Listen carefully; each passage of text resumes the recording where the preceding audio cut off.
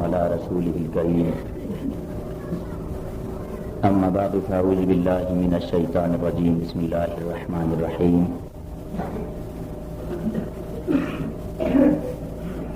يا أيها الرسول بلغ ما أنزل إليك آمنت بالله صدق الله العلي العظيم. نہایت واجب الاحترام صدر جلسہ مبارکہ، مہمان خصوصی معزز علماء کرام، سادات عظام، سامعین ذوی الاحترام، میں تو یہ چاہتا تھا کہ آج آپ کی خدمت میں کچھ ایسی گفتگو کروں جو ہماری قلوب اور ہمارے اذہان میں ایک تبدیلی کی طرف ایک قدم ہو، جس کے لیے میں ذریعہ زبان استعمال کرنا چاہتا تھا اپنی مادری زبان بلتی. تاہم اسٹیٹ سیکرٹری جنرل جناب غلام علی حیدری صاحب کا یہ آرڈر ہے کہ میں آپ کی خدمت میں گفتگو اردو میں کروں. چنانچہ میں تکمیل حکم اور تعمیل ادب کرتے ہوئے آپ کی خدمت میں بذریعہ اردو آپ سے مخاطب ہوں. اور علماء کرام کی کافی تعداد ہمارے پاس موجود ہے. ان کی موجودگی میں مجھ جیسے ایک حقیر اور خاکسار خاندہ کو آپ کی خدمت میں گفتگو کرنے کا موقع فراہم کر کے مجھ پر ایک بہت بڑا احسان کیا ہے. اور خاص طور پر آج کی اس مجلس میں میرے استاد محترم جناب مولانا علی محمد ہادی شگری صاحب بھی تشریف رکھتے ہیں. یہ میرے لیے نہایت ہی خوش آئین بات ہے کہ میں ان کی موجودگی میں ان کا پڑھایا ہوا شاگرد اور ان کا سکھایا ہوا تلمیذ، جنہوں نے ان کے سامنے جانوے تلمیذی طے کر کے اصول الاعتقادیہ اور الفقہ الاحوط کی تعلیم حاصل کی. جہاں تک مجھے موضوع دیا گیا ہے، مجھے موضوع منتخب کر کے یہ رکھا گیا ہے کہ میں آپ کی خدمت میں مقام اہل بیت کو بیان کروں، اور اس حوالے سے میں بیان کرتا چلوں گا کہ مقام اہل بیت اہل تصوف کے نزدیک کیا ہے. اور میں سمجھتا ہوں فقط اہل تصوف کے نزدیک نہیں بلکہ اسلامائزیشن کے حوالے سے گفتگو کروں گا کہ اسلام اہل بیت کے لیے کیا مقام دیتا ہے، اور کیا اہل بیت اور اسلام دو جدا جدا حقیقتیں ہیں یا ایک ہی راہ ہیں. تو اس تقریب کے حوالے سے میں نے جو آیت پڑھی ہے وہ معروف ایک آیت ہے، لیکن اللہ رب العزت نے، میں بغیر کسی تمہید کے ڈائریکٹ اپنی تقریر کو موضوع کی طرف لے جا رہا ہوں. اللہ کے رسول کی طرف اللہ نے ارشاد فرمایا، جبکہ اللہ کے بہت سارے اسماء الحسنہ ہیں اور اس نے اپنے اسماء الحسنہ کے ساتھ نبی ختمی المرتبت کو متصف کر کے جس طرح اللہ نے اپنے لیے 99 اسماء الحسنہ منتخب کیے، اسی طرح اللہ نے اپنے رسول کے لیے بھی اسماء الحسنہ منتخب کیا، اسماء صفتی منتخب کیے. اللہ کا رسول محمد بھی ہے، احمد بھی ہے، محبوب بھی ہے، حامد بھی ہے، حمید بھی ہے، بلکہ رؤوف بھی ہے، رحیم بھی ہے. لیکن اس مقام پر اللہ رب العزت نے مقام اہل بیت کو دنیا پر عیان کرنے کے لیے، اہل بیت کے گرانے کو آباد رکھنے کے لیے، تاجدار ولایت کے ولایت کا مظہر دکھاتے وقت اللہ رب العزت نے جو اسم استعمال کیا اپنے رسول کے لیے، وہ لفظ استعمال ہوا ہے یا ایھا رسول، اے رسالت پہنچانے والے، اے رسالت کے تبلیغ دنیا تک عیان کرنے والے، اے رسالت کے پیغام کو دنیا پر نمایاں کرنے والے. بالفاظ دیگر وہ اللہ کے پیغام کو اس انداز میں پہنچاتے تھے کہ دنیا کے اندر انقلاب برپا کرنے والی شخصیت، ایک دنیا کے اندر تبدیلی لانے والی شخصیت، اے رسالت کے ماہ تمام، اے رسالت کے ماہتاب اور اے رسالت کے آفتاب، آج تیری رسالت کے تحفظ کے لیے ایک شخصیت کا انتخاب ہو رہا ہے.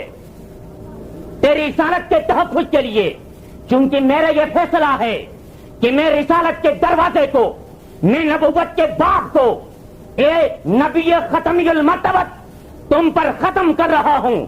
لیکن تیرے دین کو تحفظ دلانے کے لیے جس طرح میرے قرآن کے تحفظ کا قسم کھایا ہے کہ انا نحن نزلنا الذکر و انا لہ لحافظون، تو دنیا میں ابد الاباد اور تا قیام قیامت تک اس دنیا کے اندر میرے پیغام کو پہنچانے کے لیے آج میں حکم دے رہا ہوں، آج ایک آرڈر نافذ کر رہا ہوں۔ لیکن آرڈر سن لو، آرڈر سن کر بہت سارے لوگ آگ بگولا ہو جائیں گے، لوگوں کو لوگوں کا ڈر ہوگا، ناز کو ناز سے خوف ہوگا، آدمیت کو آدمیت سے محسوس کر رہے ہوں گے کہ میرا بھائی ناراض، میرا رشتہ دار ناراض، میرا معاشرہ ناراض، میرا روز پڑوس والے ناراض۔ یہ تصور آپ کے بھی دل میں آ رہے ہوں گے، لیکن اللہ نے فرمایا میرے رسول جہاں آپ نے رسالت پہنچائی ہے، اور ایسی رسالت اور ایسی تعلیم کہ اس رسالت پہ پہنچانے میں سرکار دو عالم صلی اللہ علیہ وآلہ وسلم نے کوئی ہیج قربانی نہیں دی، بلکہ غیر معمولی قربانی دی ہے۔ کبھی چلتے ہیں طائف کی طرف، 3 سال کے بائیکاٹ کا سامنا کرنا پڑ رہا ہے، کبھی راہ چلتے ہیں تو کانٹے بچھا کر نالے نے مبارک میں خون آ کر حضور کے جوتے خون سے بھر جاتے ہیں، کبھی احد و بدر کا سما ہے تو کبھی دندان مبارک شہید کر دیے ہیں، کہیں جادوگر کہے جا رہے ہیں تو کہیں مجنون کا لقب دیا جاتا ہے۔ گوتی کو کون سی تکلیف تھی جو سرکار نے نہیں اٹھائی؟ گوتی تبلیغ رسالت میں وہ کون سا قدم تھا جو سرکار نے نہیں اٹھایا؟ اللہ نے فرمایا اے اللہ کے رسول، تیری رسالت کی لاج اگر رکھنی ہے تو آج اعلان کر ان 1.25 لاکھ مسلمانوں کے سامنے اس عمل کا برملا اظہار کر دیجئے۔ کہ کس عمل کا برملا اظہار کر دیجئے؟ وہ جو حکم آپ نے تبلیغ رسالت میں پہنچائی ہے اور آپ کو بتایا رکھا ہے، اس کا آج اعلان ہونا چاہیے۔ تو مسلمانوں، میرے دوستوں، بزرگوں، بہت ساری باتیں اس واقعے سے ہمیں اخذ کرنا ہوتا ہے۔ ایک تو یہ ہے کہ کوئی بھی حکم ہوتا ہے تو جب اس کا آرڈر ہوتا ہے، جب اس حکم کا اطلاق ہوتا ہے، جب اس حکم کا نفاذ ہوتا ہے تو مینوان تسلیم کر لینا پڑتا ہے۔ اور خدا کی ذات کی ایک اعلیٰ ربوبیت کی نشانیاں بھی یہاں ملتی ہے، اور حضور کی تابعداری و فرمان برداری کا اعلیٰ نمونہ بھی نظر آتا ہے۔ اور حضور کس حد تک اللہ کے فرمان کو پہنچانے میں سرکار دو عالم صلی اللہ علیہ وآلہ وسلم کی دلچسپی تھی، یہ بھی نمایاں ہوتا ہے۔ اور خاص طور پر ایک عقیدہ رکھتے ہوئے، ایک نظریہ اپناتے ہوئے، ایک چیز کا اظہار کرتے ہوئے، جو لوگوں کے روب ہوتے ہیں، جو لوگوں کے وسوسے ہوتے ہیں، معاشرتی پریشرائز ہوتے ہیں کہ میرا بھائی کٹ جائے گا، میری بہن کٹ جائے گی، میری دوستی ختم ہو جائے گی، ان تمام چیزوں سے لا تعلقی کا بھی یہاں درس دیا جاتا ہے۔ کہا گیا یا ایھا الرسول بلغ ما انزل الیک، تیری طرف جو کچھ نازل کیا گیا ہے اسے آج ہی آپ نے پہنچانا ہے، آج ہی اس کا اعلان ہونا ہے۔ ہاں، آپ سمجھتے ہوں گے کہ بعض لوگ تو ابھی مسلمان ہوئے ہیں، ان کا ایمان ابھی تازہ ہے، ابھی مستحکم نہیں ہوا، ابھی ان کے اندر یقین پیدا نہیں ہوا، ممکن ہے وہ بدل جائیں اور مجھے اس پر کافی کچھ سننا پڑے۔ اگر آپ کے دل میں یہ خیال اتر آتا ہے تو میں اعلان کر دیتا ہوں، جبریل امین کے ذریعے سے اللہ نے پیغام پہنچایا کہ جبریل پہنچا دو کہ اگر لوگوں کا خوف رہتا ہے تو اعلان کر دیجئے واللہ یعصمک من الناس، واللہ یعصمک من الناس، یہ اللہ تیری عصمت، تجھے بچانا تو میرا کام ہے اور اللہ ہی تجھے بچائے گا۔ تو میرے دوستوں اور بزرگوں، میرے شگر کے بھائیوں، میرے مجاہدوں، اگر آپ نے دینداری دکھانی ہے، اگر آپ نے مسلک اپنانا ہے، اگر آپ نے اس تصوف کے گلستان کو آباد رکھنا ہے تو اس آیت سے سبق درس لے لیجیے کہ لوگوں سے معروف نہ ہو جا، دنیا کی دولت کو ٹھکرا دو، دنیا کے منصب کو لات مار دو، دنیا کے حدود کو سبتاب کر دو، اور دنیا کے اندر جس طرح ولایت موت کے اعلان کے دن سرکار دو عالم صلی اللہ علیہ وسلم کے اللہ نے تحفظ کا جو وعدہ لیا تھا، میں کہتا ہوں کہ اس تصوف کے گلستان کو اللہ نے بچانے کا وعدہ کر لیا ہے۔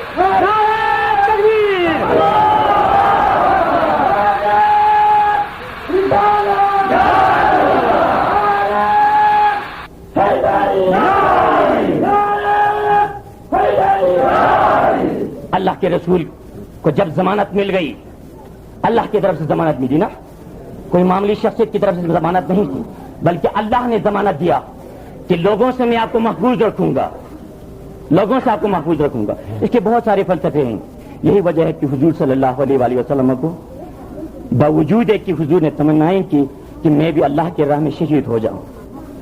کئی بار حضور نے تمنائیں کی, کیونکہ شہید ہونا ایک بہت بڑی نعمت ہے, اس لیے ہم شہادت عظمیٰ مناتے ہیں. یہ شہادت, لیکن ہماری جو شہادت ہے, ہم جو شہادت پڑھتے ہیں, ہم تو سمجھتے ہیں کہ ہم نے کلمہ شہادت پڑھا تو ہم مسلمان ہو گئے. اسی لیے اقبال نے کہا نا کہ یہ شہادت گاہ الفت میں قدم رکھنا. لوگ آسان سمجھتے ہیں مسلمان ہونا کہ شہادت ایک ایسی موت کا نام ہے اور ایک ایسی حیات جاویدانی کا نام ہے جس کی تمنا حضور نے کی. کیسے؟ لوددت ان اقتل فی سبیل اللہ ثم احیا ثم اقتل ثم احیا ثم اقتل. میں چاہتا ہوں, میری تو یہ خواہش ہے کہ اللہ میں تیری راہ میں شہید ہو جاؤں, پھر مجھے زندہ کیا جائے, پھر مجھے حیات ملے, پھر میں مارا جاؤں, پھر مجھے حیات ملے, پھر مجھے زندہ کیا جائے, پھر میں تیری راہ میں مارا جاؤں. یوں حضور نے تمنائیں کی. لیکن حضور کی تمنا نکالنے کے لیے اللہ نے تو انتظام کر رکھا تھا, اور اللہ نے انتظام اس حوالے سے کیا تھا کہ آپ نے اپنے سرمدی پیغام کے تحفظ کے لیے حضور کو زندگی دینی تھی, ایسی زندگی دینی تھی کہ وہ آخر میں دنیا سے جاتے ہوئے بھی کسی کے ہاتھ سے وہ شہید نہ ہونے پائے, اور حضور کی تمنا بھی پوری ہو جائے, وہ تمنا بھی پوری ہو جائے. اس تمنے کی تکمیل کے لیے حضور صلی اللہ علیہ وسلم کو چند افراد کا نام لینا پڑا, جس کے لیے حضور نے اہل بیت کا نام دیا. بس حضور نے اہل بیت کا نام دیا, یہی میرے گھر والے ہیں. ان گھر والوں نے حضور کی تمنائیں نکالی. حضور چاہتے تھے کہ میں شہید ہو جاؤں, اور آپ نے اپنی جوہری شہادت کا آغاز اپنی حیات میں کر دیا تھا. حضور صلی اللہ علیہ وسلم کی دندان مبارک کا ایک ٹکڑا غزوہ احد میں شہید ہوا, اور آپ نے شہادت کا آغاز کر دیا. شہادت کا آغاز کر دیا, گویا کہ شہید ہونے کے اس عظیم تقریب کی افتتاح حضور نے کر دیا تھا. اس عظیم الشان منصب کا آغاز حضور نے فرما دیا تھا. اب حضور نے جو تمنا رکھی تھی اس تمنا کو تکمیل تک پہنچانے کے لیے کئی ہستیاں آئی. علی کی ذات تشریف لائے, کسیرا میسر نشد این سعادت, کسیرا میسر نشد این سعادت, بمسجد بکعبہ ولادت, بمسجد شہادت. شہادت کی نعمت چونکہ اللہ کے رسول چاہتے تھے, اللہ کے رسول کی تمنا علی نے نکالی. کیوں علی نے؟ کیا علی کی طرف سے دی جانے والی شہادت اللہ کے رسول کی شہادت ہو سکتی ہے؟ اسی طرح حسین نے شہادت خدا کی راہ میں دی, اور حضور کی تمنا, حضور نے فرمایا کہ میری تمنا پوری ہو گئی. حسن نے شہادت دے دیا اور وہ شہید ہو گئے. اللہ نے ان کی شہادت قبول کی, اور حضور نے فرمایا کہ میری شہادت کی تمنا پوری ہو گئی. میں سمجھتا ہوں جو شہادت اور جو قربانی علی نے دی تھی, وہ قربانی در حقیقت اللہ نے حضور صلی اللہ علیہ وسلم کی خاطر لی ہے. جو شہادت حسین نے فراہم کی وہ شہادت دراصل مصطفوی شہادت ہے. جو شہادت حسن مصطفیٰ نے دیا دراصل وہ شہادت مصطفوی شہادت ہے. کیوں؟ اللہ کے رسول کا فرمان ہے, اللہ کے رسول کا فرمان ہے. مولائے متقیان علی بن ابی طالب مظہر اللہ جائز کے بارے میں فرمایا کہ لحمہ لحمی دمہ دمی انا والی من نور واحد قضا و قضا. اسی طرح بہت ساری حدیثیں آپ کی ذہنوں میں, آپ خود اس کو نکالیں ذہنوں میں. آپ نے فرمایا کہ انا والی من نور واحد, علی کی شہادت میری شہادت, علی کی ولایت کا اظہار میری ولایت کا اظہار, علی کی امامت میری امامت کا اظہار. یوں حسین کے بارے میں فرمایا الحسن منی وانا من الحسن, الحسین منی وانا من الحسین. ہاں یہ بات تو سمجھ میں آ سکتی ہے کہ حسن مصطفیٰ سے ہیں, حسین مصطفیٰ سے ہیں, لیکن یہ سمجھتے بالاتر بات ہے کہ حسن اور حسین مصطفیٰ سے ہو. بتانا یہ مقصود تھا کہ یہ جو شہادت حسینی ہے یا یہ جو شہادت حسنی ہے دراصل حضور کی تمنا ہے, دراصل حضور کی تمنا ہے, دراصل حضور صلی اللہ علیہ وسلم کا ارمان نکالنا تھا. یہی وجہ ہے میں سمجھتا ہوں کہ جمعے کے روز جو ہم دعا پڑھتے ہیں, چونکہ شہادت کے معنی ہیں, شہادت لفظ شہادت کا معنی ہے الحسنہ, الحسن اور حسین کا اس میں مشترک حسنہ بنتا ہے, اور حسنہ المنجد کے حوالے سے لکھا ہے, اس کے معنی ہیں ہی شہادہ. حسنہ کے معنی ہیں ہی شہادہ, ہی شہادت, یہ شہادت, یہ شہید ہونا ہے. حسنہ کسے کہتے ہیں, حسین کسے کہتے ہیں, حسن کسے کہتے ہیں, حسن اور حسین کہتے ہیں کہ شہید ہونے کو کہتے ہیں. بس اللہ کے راہ میں جان نچھاور کرنے کا نام بس وہی حسن ہے، وہی حسین ہے. ان دونوں الفاظ کا قدر مشترک جو لفظ الحسنہ ہے. المنجد نے لکھا ہے حسنہ یعنی کہ یہ شہادت لأنہا حسنۃ العواقب. یہ حسنہ کیا ہے؟ یہ حسنہ اللہ کے راہ میں شہید ہونا ہے بس، کیونکہ اس سے بڑھ کر بہترین انجام کبھی نہیں مل سکتا، کبھی نہیں مل سکتا. تو بات ہماری چل رہی تھی کہ لوگوں سے مروب نہ ہو. اللہ نے ہمارے دین کے تحفظ کی قسم اٹھائی ہے. اللہ نے ہمارے دین کے، یقیناً اللہ اس دین کے تحفظ کی قسم اٹھائیں گے جو صبح و شام یہ قرارداد پاس کرتے ہوں، صبح شام یہ استغاثہ اللہ کے ہاں پیش کرتے ہوں. کیا استغاثہ؟ رضینا باللہ تعالی ربا وبالاسلام دینا وبالقرآن کتابا وبالکعبۃ قبلۃ وبمحمد صلی اللہ علیہ وسلم نبیا ورسولا وبعلی علیہ السلام اماما. لیکن دوستو وقت مجھے آپ سے زیادہ نہیں لینا ہے. بتانے کا مقصد یہی ہے کہ آپ اگر حق کی طرف مائل ہونا چاہتے ہیں، اگر آپ ہدایت کی طرف آنا چاہتے ہیں، تو یہ ایسا پیغام آپ کے سامنے رکھ چھوڑ دیتا ہوں کہ یہ مولا کا فرمان ہے، ختمی المرتبت کا فرمان ہے. الحق مالج والی مع الحق، القرآن مالج والی مع القرآن. اور اگر حق ہے تو اہل تصوف کے ساتھ، اگر علی ہے تو اہل تصوف کے ساتھ، اگر دین ہے تو اہل تصوف کے پاس، اگر رشد ہے تو اہل تصوف کے پاس، اگر ہدایت ہے تو اہل تصوف کے پاس. پھر چھوڑ کر کدھر جاتے ہو؟ کیا آپ کو وہاں سے تسلی ملتی ہے؟ کیا آپ کو وہاں کو طمانینت ملتی ہے؟ کیا آپ کو وہاں کو یقین ملتا ہے؟ کیا آپ کو وہاں سے کوئی چیز اگر ملتی ہے تو دنیا کی کوٹیاں نظر آتی ہوگی، اگر ملتی ہے تو دنیا کی دولت نظر آتی ہوگی، اگر ملتی ہو تو دنیا کی حسین عورتیں نظر آتی ہوگی. لیکن دوستو یہ سرکار دو عالم صلی اللہ علیہ وسلم کا شیوا نہ تھا. آپ سے فرمایا گیا تھا کہ آپ، ابو لہب نے کہا، رئیس تھے قریش کا ابو جہل نے کہا کہ محمد تو تبلیغ اسلام کو چھوڑ دو، میں دنیا کی تمام تر دولت تیرے قدموں میں ڈال دیتا ہوں. آپ نے فرمایا اے قریش والو، میرے اگر دائیں اور بائیں طرف چاند اور سورج لا کر رکھ دو گے تو پھر بھی میں دین سے ہٹنے کے لیے ہرگز تیار نہیں ہوں.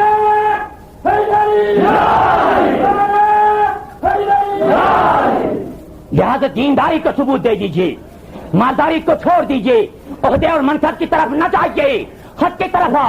اور اللہ کا یہ اٹل فیصلہ ہے. اللہ نے فرمایا، فیصلہ کر چکا ہے. اللہ نے فرمایا کہ هو الذی ارسل رسولہ بالہدی ودین الحق. اللہ کے رسول تو وہ ہیں جنہیں دین اور ہدایت اور حق دے کر بھیجا تھا. دین حق اللہ کے رسول کے ساتھ.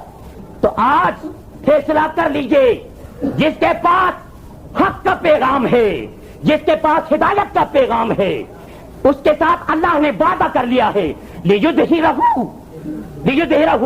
اس نے ہی ظاہر ہونا ہے. یہ صدیاں جو 18ویں صدی گزر گئی ہیں، 19ویں صدی گزر گئی ہیں، اب 20ویں صدی بھی چلی جا رہی ہے. میں سمجھتا ہوں اگر ہمارے اتحاد و اتفاق کا، اگر ہمارے درس تصوف کا، اگر ہمارے اندر جذبہ و شعور کا یہ رجحان رہا تو انشاءاللہ العزیز 21ویں صدی اہل تصوف کے شمع دنیا کے اندر روشن ہونے کا سال ہے.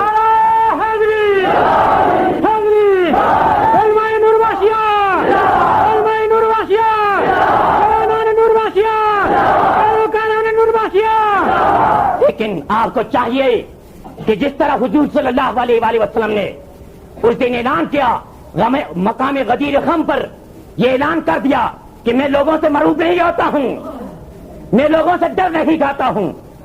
اللہ نے میرے لیے ضمانت فراہم کی ہے کہ میں تو اعلان کر دیتا ہوں، آؤ بھائی علی کھڑے ہو جائیے.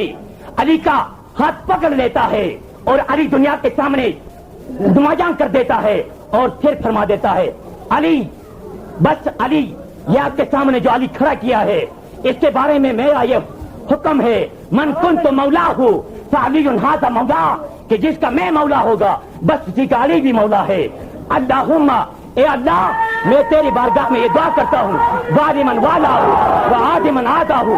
اے اللہ، جو علی سے تو دوست رکھتا ہے کوئی بھی شخص تو بھی اس کا دوست اور ساتھی بن جا، جو علی سے دشمنی رکھتا ہے تو بھی اس کا دشمن بن جا. اس لیے اہل تصوف کا یہ اعلان ہے. اس لیے ہم یہ اعلان کرتے ہیں اللہم ارنا الحق حقا وارزقنا اتباعہ، اللہم ارنا الحق حقا وارزقنا اتباعہ وارنا الباطل باطلا وارزقنا اجتنابہ، اللہم اجعلنا ہادین ومہدیین غیر ضالین ولا مضلین خرب لیعدائک وسلم لیولیارک۔ لیکن دوستو، میں نے عرض کیا ہوا ہے کہ یہ شہادت گہے الفت میں قدم رکھنا لوگ آسان سمجھتے ہیں مسلمان ہونا، بس اس وقت ضرورت سمجھ کے ہے کہ آپ اٹھے اور روایتوں میں گم نہ ہو جا بلکہ کتابوں میں گم ہو جا، شاہ زید کی تعلیمات کو دنیا میں عام کرنے کے لیے کمر بستہ ہو جائیے۔ بس اگر آپ نے اپنے اندر انقلاب لایا تو دنیا کے اندر تصوف کا انقلاب رونما ہو سکتا ہے۔ جس میں نہ ہو انقلاب، موت ہے وہ زندگی، روح امم کی حیات، کشمکش ہے انقلاب۔ بس میری یہی دعا ہے، یا رب دل مسلم کو وہ زندہ کرنا جو روح کو تڑپا دے، جو قلب کو گرما دے۔ بس اللہم انی اسألک ایمانا یباشر قلبی واسألک یقینا صادقا لیس بعدہ کفر ولا شرک ولا شک واسألک الامن والامان واسألک الامن والامان واسألک الامن والامان وما علینا الا البلاغ المبین۔